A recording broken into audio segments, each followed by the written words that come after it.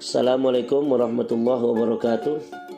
Semangat pagi luar biasa. Salam sejahtera untuk kita semuanya. Alhamdulillah, puji syukur kepada Allah Tuhan Yang Maha Esa atas kesempatan yang baik ini. Kita semua tentunya mudah-mudahan selalu dalam lindungannya. Salawat serta salam senantiasa kita curahkan kehariban baginda Nabi besar Muhammad SAW. Baik, saya Jenal, guru pendidikan agama Islam SMP Negeri 113 Jakarta, ingin berbagi pengalaman selama mengikuti pelatihan mandiri di platform Merdeka Mengajar. Dan tentunya video ini sekaligus sebagai bentuk aksi nyata saya setelah mengikuti pelatihan tersebut, yaitu aksi nyata Merdeka Belajar pada platform Merdeka Mengajar. Selama pelatihan yang saya ikuti pada platform Merdeka Mengajar, ada beberapa modul yang saya mencoba memahami. Baik, langsung saja. Modul 1, mengenali diri dan perannya sebagai pendidik. Modul 2, mendidik dan mengajar. Modul 3, mendampingi murid dengan utuh dan menyeluruh. Modul 4, mendidik dan melatih kecerdasan budi pekerti. Modul 5, pendidikan yang mengantarkan keselamatan dan kebahagiaan.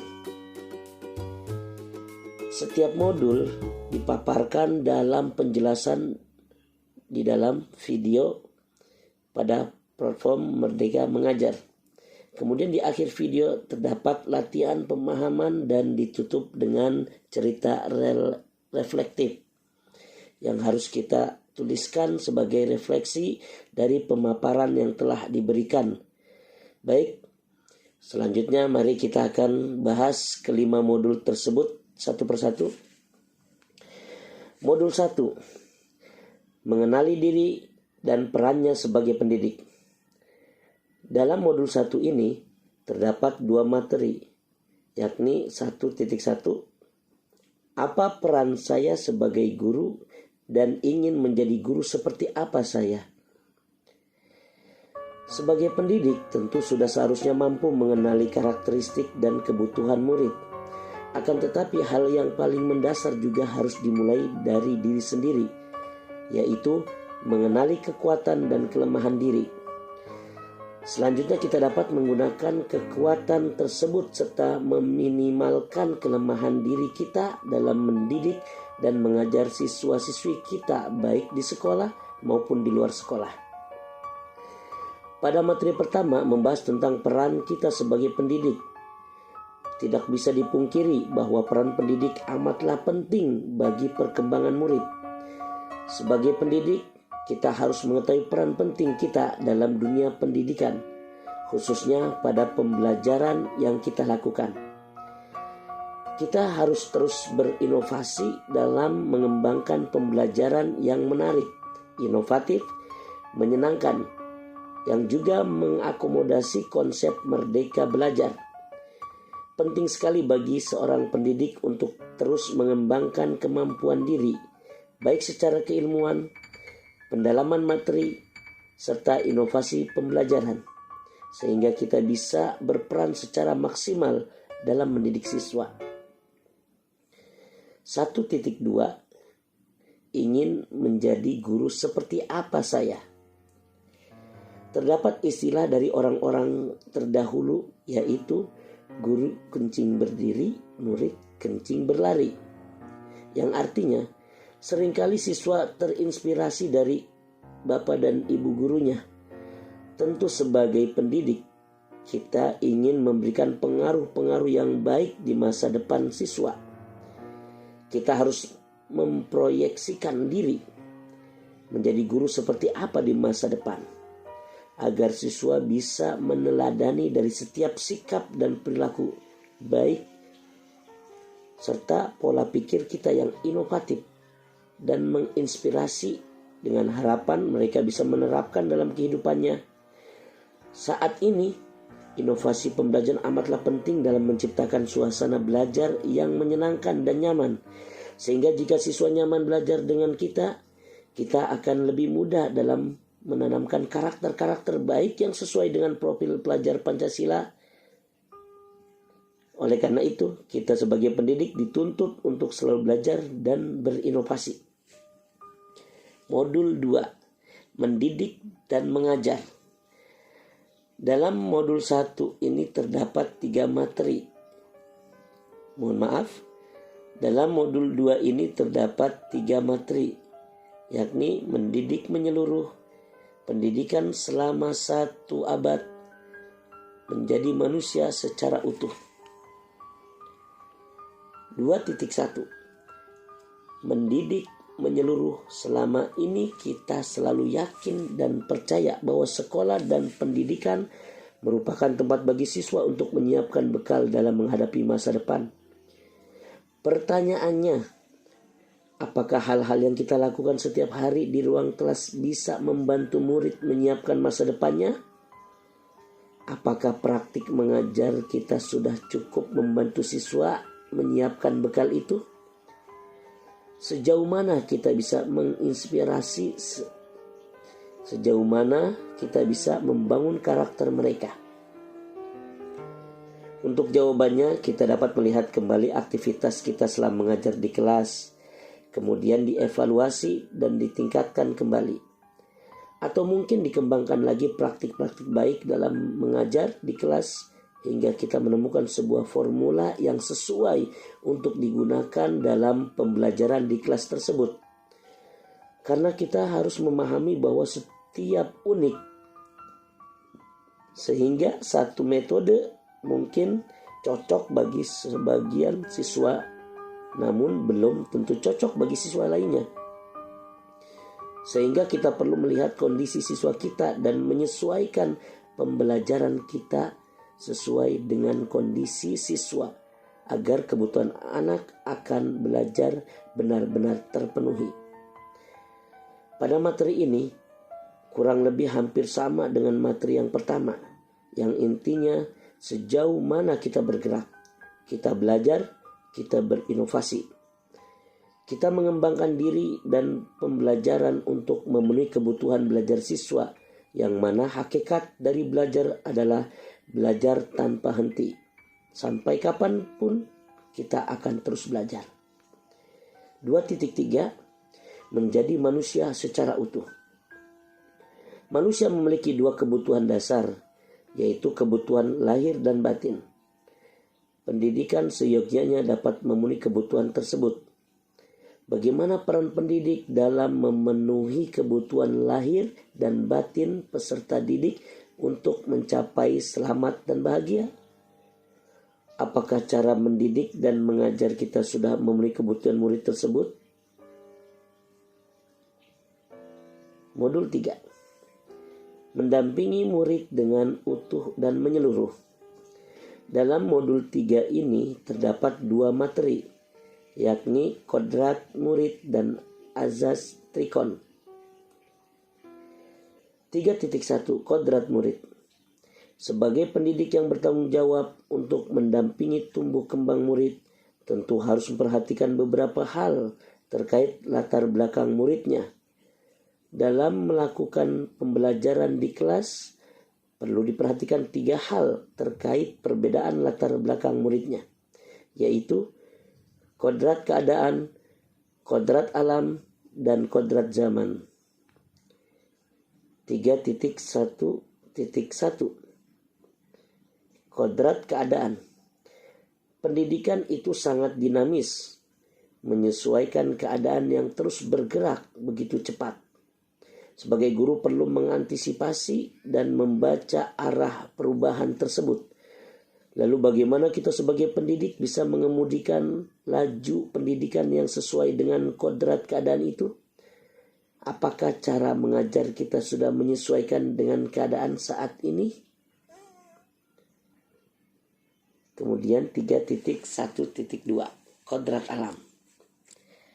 Setiap murid dilahirkan dengan kodrat alam yang berbeda-beda. Ada yang tinggal di perkotaan, pedesaan, pantai, gunung, dan lain-lain.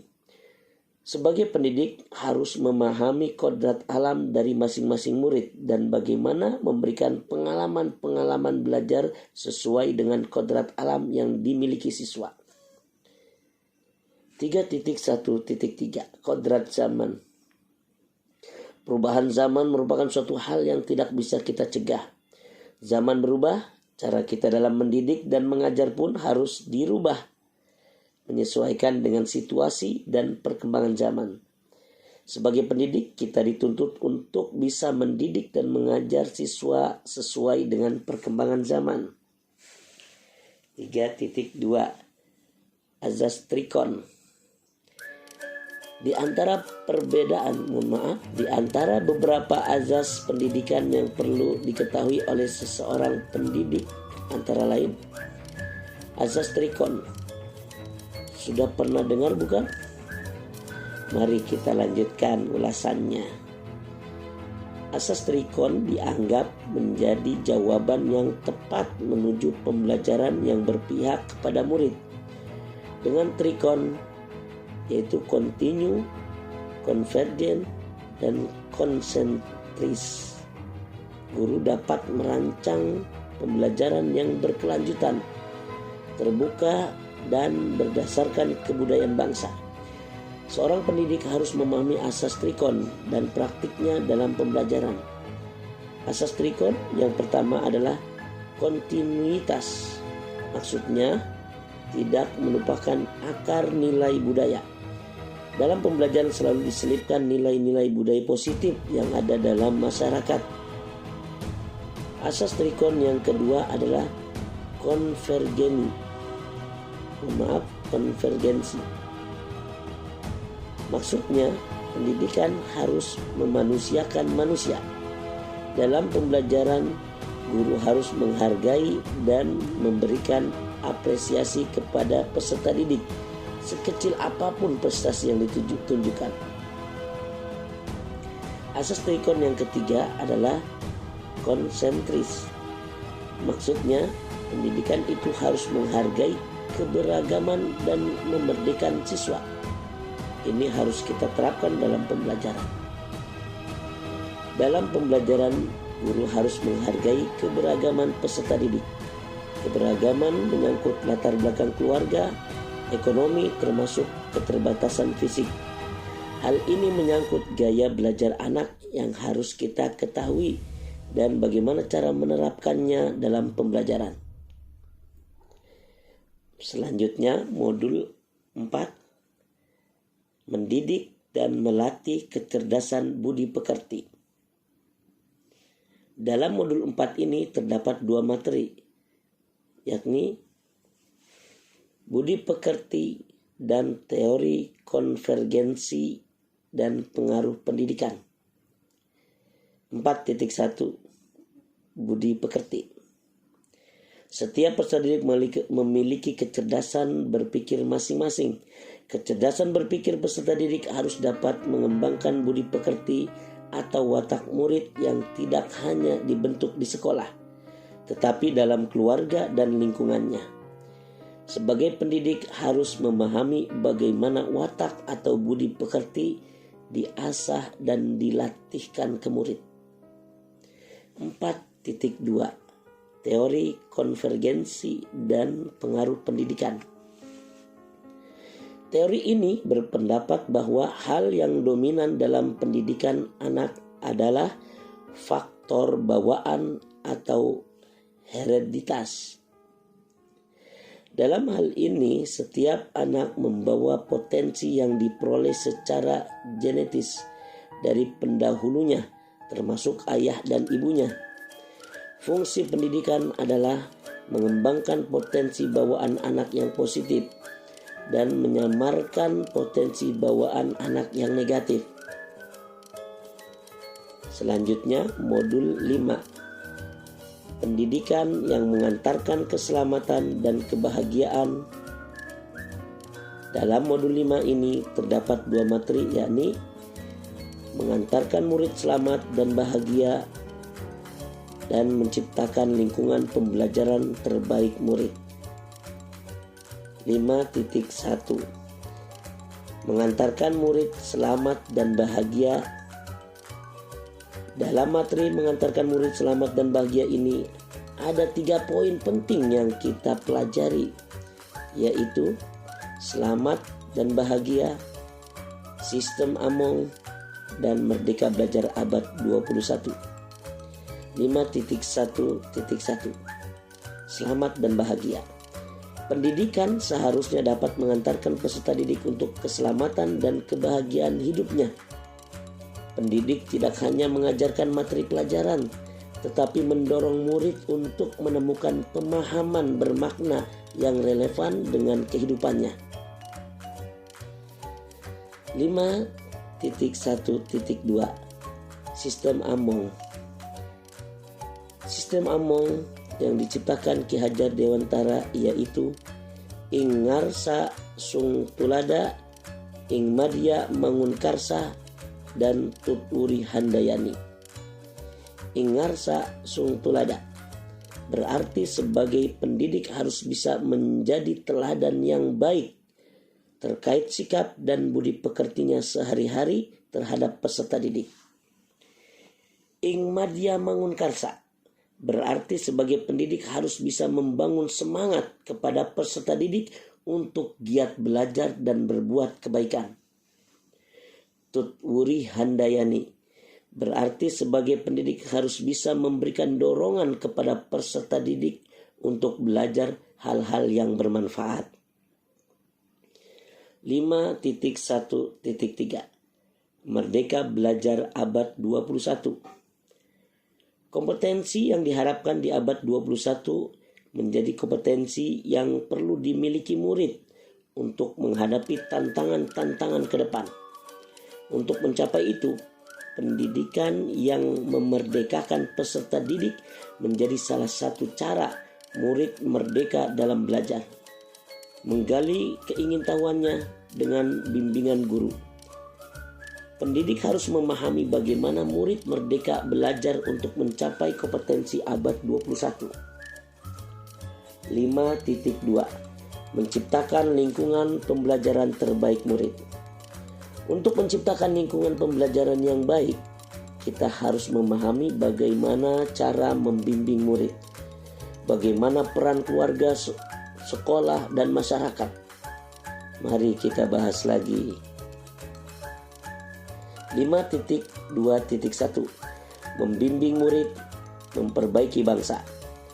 Guru membimbing dan mendampingi murid dalam proses belajarnya, bukan hanya sekedar meningkatkan kecerdasan berpikirnya, melainkan juga secara tidak langsung berperan memperbaiki bangsa.